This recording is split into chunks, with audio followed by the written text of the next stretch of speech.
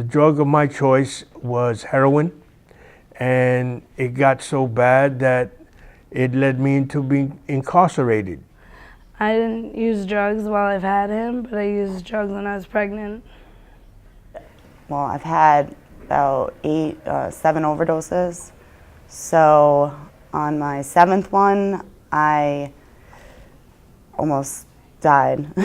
And I just got tired of the same old cycle, coming home, getting back high, getting back in trouble, going back to jail. All of these people are recovering drug addicts, and they live in Odyssey House, a drug rehabilitation center in East Harlem. They are the face of a drug abuse epidemic gripping the country, the cause of which is controversial. The heroin craze in New York City is being fueled by prescription pill abuse. You have medical doctors that were prescribing opiate and pain relieving pills to thousands and thousands, if not millions of people. A lot of people became addicted to prescription painkillers. When those became more expensive, harder to get, they resorted to taking heroin. In recent years, deaths from heroin have risen, not least because it's now being mixed in with other powerful drugs. They have to now purchase heroin, which is now being mixed in with fentanyl, and people are losing their lives. Fentanyl is an opiate used to treat severe pain, typically for cancer patients. According to the CDC, it is 50 to 100 times more potent than morphine. It's being made illegally, and it's driving up the number of deaths from overdoses.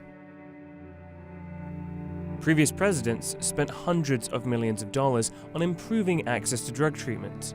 However, its impact divides opinion. The only help that I have gotten from the government when I was using was being on methadone. They had a little girl like me on 130 milligrams. I was out there like a zombie. Unfortunately, in the past, the remedy back then was just give them methadone. But methadone is just another form of changing one drug to another. I don't believe that the government did anything really for opiates or help me in any way with my opiate addiction at all. Last month, the mayor announced his plan to combat drug abuse in New York City, giving recovering addicts like Robert hope.